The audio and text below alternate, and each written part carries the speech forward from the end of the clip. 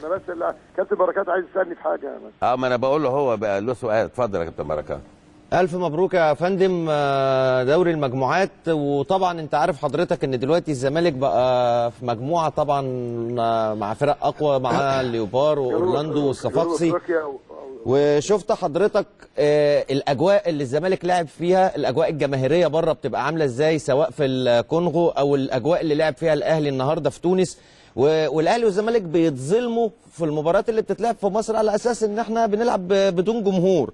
فهل مع دوري المجموعات ومع الفرق القويه اللي هنواجهها، هل ممكن المستشار مرتضى منصور يبتدي يطلب حضور الجمهور مره تانية، على الرغم ان انت كان ليك بعض التحفظات او كثير من التحفظات على سلوك الجماهير، كل مره بتطالب وبعدين بيحصل مشاكل، فهل ممكن مع دوري المجموعات تطالب بحضور جمهور؟ شوف احنا في اجتماع لجنه الانديه كل الانديه طلبوا بحضور جمهور قبل حادثه استاد الدفاع الجوي، وكان رافض السيد وزير الداخليه والسيد وزير الشباب، وبعدين الحاح والاعلام وكل الناس. اول ما حصلت الحادثه قال لك ده مرتضى والوزير الشباب ووزير الداخليه هم اللي طلبوا جمهور. فانا عندي تحفظ في موضوع الجمهور، وانا عندي اقتراح واضح مش هغيره. قلت شم مدرجات تاني. هيقول لي انا بقى انا مشجع اهلاوي، اهلا فوق دماغي اتفضل. هتقول لي انا التراس جماعه ارهابيه مسلحه ده حكم محكمه.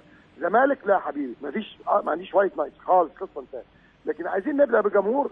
عندك اعضاء جمعيات عموميه مشجعين محترمين، يعني النادي الاهلي ده اللي اعضاء جمعيه عموميه حوالي 70-80 الف. مفيش 10000 عضو جمعيه عموميه يروحوا بالكارنيه يحضروا المطوشه. القوه الضاربه للاهلي والزمالك هم الجمهور يا جماعه. ومش ممكن انا زي ما كنت بقول لك من شويه انا منظلم في القايمه الافريقيه والقايمه المحليه. انا افريقيا بكام 30، انا مع احمد جاي يقول لك لا يا بابا احنا 25 وانت مش لا ده حضرتك منتخب انا اللي جايبه. لا هيبقى 30، لان زي ما افريقيا الانديه الافريقيه بتأيد 30 تقول لي ما انت عندك 5 تحت السن زي ما قلت لك برضه الخمسه اللي تحت السن. اوعى تفتكر مصطفى فتحي المحلي هيبقى مصطفى فتحي الافريقي اللي متودج او رمضان صبحي او كريم، واخد بالك؟ فحضرتك لازم يبقى 30. 5 تحت السن دول شيلهم دلوقتي، مش عشان انا اكسب ولا اخسر. انت عندك انا وسموحه والاهلي، وعندك بعد كده ممكن يبقى المقصه، وعند كده ممكن انبي، يعني عندك 5-6 فرق كبيره هتلعب. فنمره واحد لازم القايمه تبقى 30 و5 تحت السن. الموضوع مش موضوع عند. نمره 2 الجمهور. النهارده الاهلي لو كان الماتش اللي فات كافريقيا التونسي هنا لعب وعنده 10000 من المشاهدين واعضاء جمعيته العموميه، ما كانش يحتاج ضربات جزاء في تونس يا جماعه. ولو انا النهارده عندي 10000 عضو عامل اللي هم كانوا في النادي بيتفرجوا على الشاشه وحضروا الماتش النهارده، ما كنتش انا اخر 10 دقايق حاطط ايدي على قلبي.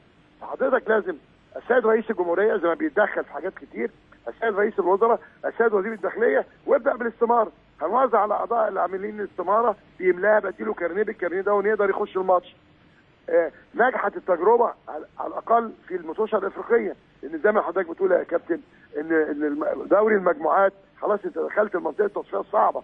انا هلعب في الكونغو وهلعب في جنوب افريقيا وهلعب في تونس، والاهلي هيلعب برضه مع انديه كبيره مش صغيره.